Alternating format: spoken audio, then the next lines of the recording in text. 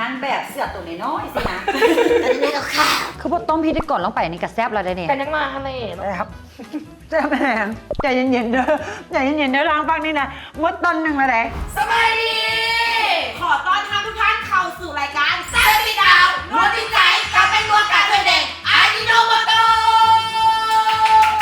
ที่พวกเราจะพาทุกคนมาสัมผัสกับความครบรสความแซ่บความนัวของอาหารลาว กับสองสาวพิธีกรที่งานที่สุดในโลกเนาะค่ะพระเจ้าโอเล่ลิเลียว แล้วมีนักเลงรับไม่นัว และเซนเก่าเซนเคยเลยมื้อนี้เขาบ่ได้มาสองสาวอีกแล้วเวลานี้ เข้ามากับผู้เดิมวันนี้น่ะ และมื้อนี้แขกรับเชิญสุดพิเศษของเราก็คือเป็นอินฟูสาวงามระดับจักรวาล ว้า my god เพิ่นมีตำแหน่งเป็นถึงมิสยูนิเวิร์สลาวแพ้แน่นอนเลย เป็นหน้า เด็กเจอแล้วเป็นบอล อยากแล้ว เพื่อไม่เป็นการเสียเวลาเนาะขอเสียงตบมือหนังต้อนรับเฮ้ยเจนนี่ต้นข้าว สองสาวที่งามที่สุดในจักรวาลขอเกิดไปดูตอนนี้นะเขาแบบเพื่อมีแบบกำลังแรมเครื่องบินพอดีซ้ำๆกัน ซ้ำไหนก่อนสบายเราเปิดเจนนี่เนาะแนะนำตัวกับทางผู้ชมอีกครั้งหนึ่ง สบายดีเนาะซื้อต้นคำพลจันเฮืองหรือว่าหลายๆ คนพูดจักว่าเจนนี่มิสยูนิเวอร์สลาว2011นั่นเอง และตอนนี้กำลังมีผลงานอย่างนี้ เอาลักๆเลยเนาะก็คือเป็นนางงามเป็นนางแบบ เป็นเจ้าของต้นคำโมเดลลิ่งเอเจนซี่แล้วก็เป็นเจ้าของบริษัทออร์แกไนเซอร์ชื่อว่า e-house advertising แล้วมีปีกย่อยพ้องหลังๆซะเนาะปีกย่อยมีห้าคนเข้าโมเดลลิ่งอยู่อ่ะฮับซันนี่นี่เป็นเลยไปเป็นแบบนางแบบเสื้อตัวน้อยๆสินะนี่ก็ค่ะ เสือคนแขก ว้าย ก่อนที่เราจะไปเฮ็ดอาหารเราอยากถามเจนนี่ว่ามีอย่างที่เฮ็ดให้อาหารลาวของเราเนี่ยเป็นเอกลักษณ์ในความคิดของเจนนี่ สำหรับเจนนี่นะมากินอาหารลาวเพราะว่ามันมีหลายรสชาตินะอาหารลาวนะมันมีทั้งหวานขมเผ็ดแล้วก็แบบกลมกล่อมที่ขาดบ่ได้คือความนัวแบบกลมกล่อมความนัวมาพร้อมกับความแซ่บความนัวเท่ากับความแซ่บ เด้มา แล้ แล้ว ว ผมเชื่อว่าจะไปเฮ็ดอาหารแล้วได้ไปเฮ็ดอาหารปะ อย่าเฝ้าก่อนที่เราจะไปเริ่มเฮ็ดอาหารเนาะขอแจ้งกิจกรรมดีๆจากทางรายการของพวกเรากันก่อนสำหรับท่านผู้ชมท่านไหนที่ว่าอยากจะได้ของรางวัลจากทางรายการของพวกเขาซึ่งมาของรางวัลนั่นก็คือกิฟต์เซ็ตงามๆจากทางอายิโนโมโตะซึ่งมันเป็นกิฟต์เซ็ตลิมิเต็ดอีดิชั่นมีเฉพาะในรายการของพวกเขาเท่านั้นเด้อและรางวัลที่2นั่นก็คือเป็นหมอนสีดำงามๆจากทางอายิโนโมโตะนั่นเอง อยากได้เด็ก กติกาเพียงแต่กดไลค์กดแชร์คลิปวิดีโอนี้พร้อมติดแฮชแท็กแซ่บติดดาวโนติดใจ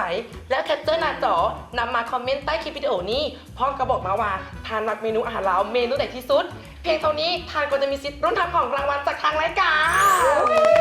ง่ายเนาะง่ายแสนง่ายเลย ง่าย เวลาออกจากรายการนี้เราไปเฮ็ดได้บอกเพราะว่าอยากได้หมอซินดา ได้ มากินซินดา คือการตอนนี้เราไปเริ่มเฮ็ดอาหารกันดีกว่าบ่ ได้เลยขอวัตถุดิบมาเลย และเมนูแซ่บติดดาวของพวกเราในมื้อนี้ก็คือ ต้มไก่ใส่ใบมะขามอ่อน และวัตถุดิบของพวกเราในวันนี้ก็มีนี่เลยนี่ค่ะใบขี้หูดมะเขือใบมะขามอ่อนหัวสิงไข่หอมโบใบแล้วก็หอมป้อม ทางนี้ก็จะมี ว้าว ไก่ซับแล้วก็มีเกลือ มีน้ำปลาและที่ขาดไม่ได้ก็คือเป็นนัวกาถ้วยแดงแซ่บครบรสนัวทันใจมีคุณภาพเพื่อทุกคนในครอบครัว เย้ มาแล้วตอนนี้เขามาเริ่มแบ่งหน้าที่เกี่ยววัตถุดิบกันก่อน โดย ไปเดี๋ยวเนี่ยจะเป็นคนเกี่ยววัตถุดิบเบื้องนี้ โอเค เราจะซอยคาไว้ซอยหัวหัวสิงไข่ไว้ก่อน เจ้า เจนนี่เปิดเลย เดี๋ยว เฮาเปิดหม้อ เดี๋ยว เนาะ ให้เจนนี่เป็นคนเฝ้าหม้อ หน้าที่ที่นักหน่วงที่สุด เบิ่งหม้อกันเลย เบิ่งหม้อฝ่าหม้อ แล้วต่อไปเนาะก็จะเอาวัตถุดิบที่มาเขาเกี่ยวไปเลยเมื่อกี้นี่เอาลงหม้อเป็นต้มกันเลย เริ่มต้นจากหัวสิงไข่นี่ใส่ลงไปเลยตามด้วยค่ะลงไปแล้วก็ไปขี้งูดเลยตัวนี้เนี่ยจะเป็นตัวที่ว่าเพิ่มกลิ่นหอมและกระดับกลิ่นคาวได้ดีเลยเอาลงไป ถูกต้อง แรกขั้นตอนต่อไปเนาะเดี๋ยวเลสจะมาเกี่ยววัตถุดิบต่อมาเลยนี่ก็คือเป็นการซอยมะเขือซอยหอมบัวใบแล้วก็ซอยหอมปอมใบ จัดการเลยโอ้ยจัดการ เพิ่มความแซ่บแมนบอ แม่แล้วจะนี้เพิ่มความแซ่บแล้วก็เพิ่มสีสันในมะเขือนะ คือพอต้มพริกได้ก่อนลงไปนี่กระแซ่บแล้วได้เนี่ย กันยังมาทะเลเราทีมงานบีบมาแบบนี้ ต้องใส่หมอเพชรนะ แม่ต้องใส่เพชรลงไปพร้อมนี่เลยเนาะ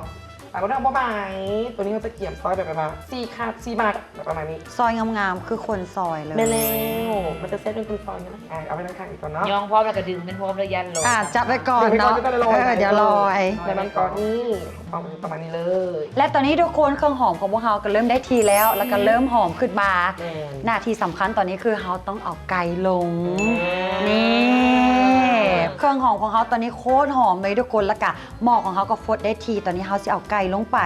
วิธีการลงไปก็ค่อยๆลงเนาะหรือว่าผู้ใดที่ตุ่มลงก็ได้แต่ว่ามีพิธีกรซ้ายขวาก็เลยต้องได้เอาค่อยๆลงนะทุกคน เปรี้ยวนี่บ่ได้เลยจะจับทุกมื้อนี่ก็ยังส่งยากบางแฟน เส้นนั้นมาเนาะเวลาเขาต้มใส่คาหัวสิไข่ไปกิ้งหูนี่ตัวนี้เนี่ยมันจะช่วยดับกลิ่นคาวได้ดีเลยว่าจะต้มไก่ต้มปลาอย่างกระยาพวกนี้มันจะเป็นวัตถุดิบที่ต้มดับคาวได้ดีที่สุดนั่นเอง แม่แล้วส่วนหลายอาหารลาวนี่ค่ะบ่ได้กับหัวสีไข่ไปอีกตู เจ้า ต้อง แม่ มี มันจะเพิ่มความหอมขึ้นมา แล้วก็ให้รสชาติแบบอาหารของเขามันแซ่บขึ้น ตอนนี้เขาจะมาเริ่มขั้นตอนของการปรุงกันก่อน เจ้า ความแซ่บก็คือต้องยกให้เลยแอม แม่ นี่ แล้วแม่สีเงินเบอร์ นี่ ต่อมาก็จะใส่น้ำปลาลงไปเนาะ เจ้า ก็คือเขาต้มไก่แบบ ใส่น้ำปลา แม่นแล้วต้มไก่ใส่น้ำปลาบางคนสิใส่ปลาแดกก็มีแต่ว่าอันนี้เขาใส่น้ำปลา และอีกค่ะก็คือนี่เลยแป้งนัวกาห้วยแดงแซ่บครบรสนัวทันใจมีคุณภาพเพื่อทุกคนในครอบครัว ถือว่าอันนี้นะวัตถุดิบนี่นะติดครัวเหือนทุกครัวเหือนเลย แม่น เกิดมาก็คือเห็นแล้วถงแดงแบบนี้ ในระหว่างที่พาเขารอทาไก่ของเขาสุกนั้นเนาะ เจ้า เดี๋ยวเขามาเล่าทีมาของเป็นนกกาถ้วยแดงกันดีกว่าแล้วจะนี่ฮู้บอกว่าเนาะก่อนที่เขาจะได้รสนัวในเป็นนกกาถ้วยแดงนี้มันต้องผ่านกรรมวิธีหลากหลายอย่างเลยจะนี่ฮู้บอก อยากฮู้อิหลีได้โอเล่ลองเล่าให้ฟังได้บอก ได้เลยเนาะเริ่มแรกเลยแมน100 กว่าปีผ่านมาแล้วเนาะผู้ก่อตั้งบริษัทอายุโนโมโตะกาถ้วยแดงนี่เพื่อนเป็นคนญี่ปุ่น เจ้า และเพื่อนเป็นคนแรกๆเลยที่มาคิดค้นขึ้นมานั่นเอง แต่ที่แน่ๆเลยเนาะรสนัวเนี่ยเป็นกลูตาเมตเนาะซึ่งก็เป็นกรดอะมิโนชนิดหนึ่งที่ เจ้า มีอยู่ในหลายเลยแหละแต่มันจะเป็นธรรมชาติแต่กลัวจะได้มาเนี่ยมันต้องผ่านการต้มการเคี่ยวการตุ๋นเป็นเวลาดนเนาะจึงจะได้รสชาตินัวๆที่ออกมา นี่แหละเขาจึงคิดค้นการนำไส้มันต้นเนาะ เจ้า เป็นวัตถุดิบธรรมชาติเนาะเป็นวัตถุดิบหลักเลย แล้วก็มาสกัดออกมาเป็นแป้งนัวให้พวกเขาได้บริโภคปรุงอาหารได้แซ่บนัวกับจุดฮอตทุกมื้อนี้นั่นเอง ว้าวแสดงว่าแป้งนัวนี่สามารถเอามาน้ำปรุงแต่งแบบได้ความแซ่บแล้วก็ยังได้ความปลอดภัยน้ำอีก แม่แล้วเพราะว่านี่คือแป้งนัวกาห้วยแดงสะอาดปลอดภัยแซ่บครบรสนัวทันใจมีคุณภาพเพื่อทุกคนในครอบครัวแน่นอนตอนนี้เขาจะต้มไก่ป่าไว้ประมาณ 15 นาทีกันก่อนเนาะแต่ว่าตอนนี้นะมันเริ่มมีเห็นบอลนี่เป็นทอดเป็นอย่างคืนนี้นะ เขาต้องตักออกแมนบอก ได้แล้วเพราะว่าคันเขาตากออกนี่นะน้ำซุปมันจะบดใสจะผสมแซ่บสินะตอนนี้ตากออกไหม อันนี้ถือว่าฝอนมันจะขึ้นมาเรื่อยๆฉะนั้นเราต้องแบบมันตักออกตักออก ถูกต้องแล้ว และเกล็ดความรู้ของเขาในมื้อนี้ก็คือเป็นอย่างเขาจะใส่แบบมะขามอ่อน เพราะว่าเวลาเขาใส่แบบมะขามอ่อนแล้วปุ๊บเนาะเขาจะได้รสชาติที่มันแซ่บกลมกล่อมนี่บ่พอยังจะได้ความส้มจากใบมะขามอ่อนที่เป็นธรรมชาติอีก เขาต้องเอาใบมะขามอ่อนที่อ่อนเนาะ แม่น บางคนเป็นเด็ดเอาใบแก่ๆมาใส่แล้วเอ้ามันคือโบส้ม แม่นแล้ว บ่ม่นได้ ต้องเป็น ต้องเอา ตั ตัว ว อ่ อ่ อ อน นมาแล้ว ในระหว่างที่ว่าเขารอถ่าไก่กับเขาซุปเนาะเดี๋ยวมา โด ดู ย เจนี่กันหน่อยน้อยนึงว่าเจนี่นี่มีเมนูใดเดย์ที่ว่าเป็นความทรงจำของเขาตั้งแต่น้อยจนมาฮอดปัจจุบันนี้ กินแล้วแบบติดอกติดใจแม่นบ แม่ อก แล้ว เจนี่นี่มักหลายเมนูแต่ว่าที่แบบเมนูที่มักสุดๆเลยแบบกินตั้งแต่น้อยจนฮอตใหญ่นี่มักแกงหน่อไม้แกงหน่อไม้แล้วก็ต่ำบางฮู้แบบเผ็ดเผ็ด โอ้ แซ่บแซ่บนัวแบบกลมกล่อมกินกับข้าวเจ้าฮ้อนๆสินะโอ้ต้มไก่นี่พอดีเลยได้เนี่ย แม่กินแซ่บต้มไก่ก็ได้แล้วกันตำมะฮุง เจ้า เป็นเมนูที่ว่ากินบ่เบื่อจากเทือ แม่แล้วกินได้ตั้งแบบแต่น้อยฮอตใหญ่ฮอตปัจจุบันนี้ก็ยังกินอยู่เรื่อย ไก่หอมเริ่มสุกแล้วได้นี่ ๆห นะ อมแห หอง มเองมาเดี๋ยวเขาเอาวัตถุดิบลงต่อไปกันเลยนั่นก็คือเป็นใบมะขามอ่อนนี่แล้วก็ตามด้วยหมักเพชรดิบนั่นเองเอาลงไปเลย เจ้า เติมสีสันให้เป็นตะแซ่บขึ้นตึงอีกไปเลย หน้าตาแบบเริ่มแบบมีสีสันขึ้นมา เดี๋ยวเขาต้มไปอีกสักน้อยนึงเนาะแล้วเขาก็จะเอาหอม เจ้า เข้าไปแล้วก็หอมป้อมเนาะลงไปปิดท้ายแล้วก็เขาเคี่ยวตัวเป็นตะตันกันเลย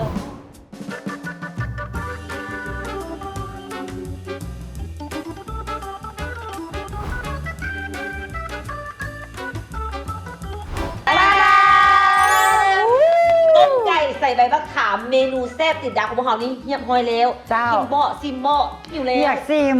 มาเดี๋ยวเรามาเริ่มต้นซิมกันเลยเอาหน้าไปนำเอ้ยหน่อยนึงทุกคนตอนนี้กลินเครื่องหอมฟุ้งเต็มสตูดิโอเลยในตอนนี้ โอเคพร้อมบอกเขาจะซิมน้ำน้ำกันก่อน เอา เนาะ ซิมน้ำก่อนเราพร้อมกันเลยซิมน้ำซุปก่อนแม่ หนึ่งสองสาม สาม โอ้ OMG คือได้ความส้มจากใบมะขามอ่อนที่แซ่บเพลงแล้วผสมหลายอีก แม่แล้วนัวกลมกล่อม เดี๋ยวต่อไปเขามาซิมตอนไก่กันก่อน เจ้า มา หมูเปื่อยดีขนาดนั้นนะ พาไปได้เลยข้าวเหนียวต้องมาจ้ามาทุกคนมาซิมพร้อมกันเลย1 2 3 เขาสีคือแบบเป็น โอ้ย โอมากาเสะจริงๆนะ มา จุ่มลงไป ปั๊บมา1 2 3 อืม ไก่ป่วยแหงทุกคนไก่ป่วยแหงนุ่มแหง แซ่บแซ่บแหง ไส้แมงไส้ปิหลี บ่หยุดอะไรเนี่ย ตอนนี้ไม่หยุดเลย คือเวลาต้มก็จะส่งไปแล้วปุ๊บนะ ใจเย็นๆเด้อใจเย็นๆเด้อล้างปักนี่นะมดตอนหนึ่งแล้วเด้ไก่ตอนหนึ่งแล้ว คือเวลาต้มเจียวส่งไปปุ๊บ ด้วย แซ่บต้องไปเติมอีก มาแล้ว เพิ่มความแซ่บความนัวความกลมกล่อมได้อย่างเพอร์เฟกเลย จะถามจะได้แต่ว่าไม่ได้พูดถึงเรื่องใดๆที่ว่าได้ประเทศผมกินพวกเขา เมื่อนี้ได้ความรู้หลากหลาย แล้วก็ได้แบบรู้ว่าการเฮ็ดต้มไก่มันต้องมีวัตถุดิบจังใดแล้วก็ต้องมีเทคนิคจังใดและที่สำคัญเจนี่กับฮู้ที่มาที่ไปของแบบแป้งนัวกาดถ้วยแดงเพราะว่าหลายๆคนแบบมีความรู้อีกแบบหนึ่งแต่มามื้อนี้เขาก็จะได้ความรู้ว่ามันเฮ็ดมาจากธรรมชาติแล้วก็ปลอดภัยแล้วก็แบบมีอายุการแบบผลิตหนียาวนานแบบกรอบ100 กว่าปี แม่คือจะดีเบาเนาะมาเขาเห็นตั้งแต่น้อยแล้ว แม่นแล้ว ต่พอปัจจุบันนี้ก็ยังมีคนไส้อยู่ แม่นเกิดมาก็คือเห็นแล้วแป้งนัวกาดถ้วยแดงตัวนี้ เลิศ เย้ และตอนนี้เขาก็ได้กินเองไปกับเมนูแซ่บติดดาวกับพิธีเยี่ยมห้อยแล้ว มาแล้ว แต่ว่าก่อนที่จะปิดรายการขอย้ำกิจกรรมดีๆจากทางรายการของพวกเขากันก่อนสำหรับท่านผู้ชมท่านไหนที่อยากจะได้ของรางวัลจากทางรายการของพวกเขา เจ้า ซึ่งมาของรางวัลนั่นก็คือนี่เลย เป็นกิฟต์เซตงามๆจากทางอายุโนโมโตะซึ่งเป็นกิฟต์เซตลิมิเต็ดอีดิชั่นมีเฉพาะในรายการของพวกเขาเท่านั้นเด้อและรางวัลที่2นั่นก็คือเป็นหมอนสีหนังงามๆจากทางอายุโนโมโตะนั่นเองกติกาง่ายๆเลยเนาะเพียงแต่กดไลค์กดแชร์คลิปวิดีโอนี้เพิ่มติดแฮชแท็กแซ่บติดดาวโนตติดใสและแคปเจอร์หน้าจอนำมาคอมเมนต์ใต้คลิปวิดีโอนี้พร้อมกับบอกมาพ่อว่าทานเมนูอาหารเราเมนูไหนที่สุดเพียงเท่านี้ท่านก็จะมีสิทธิ์รุ่นทับของรางวัลจากทางรายการ เย้หีบกดแชร์แล้วก็หีบเฮ็ดตามกติกาดังที่โอเล่ได้บอกไปเลยทุกคน เจ้าตอนนี้นั่นยังให้เจนนี่ได้ฝากผลงานกับทางรายการของพวกเขาแน่ เจ้าก็ถือว่าผลงานของเจนนี่เนาะถ้าสมมติว่าอยู่เบื้องหน้า ก็จะเป็นนางงามนางแบบเนาะแล้วก็เป็น MC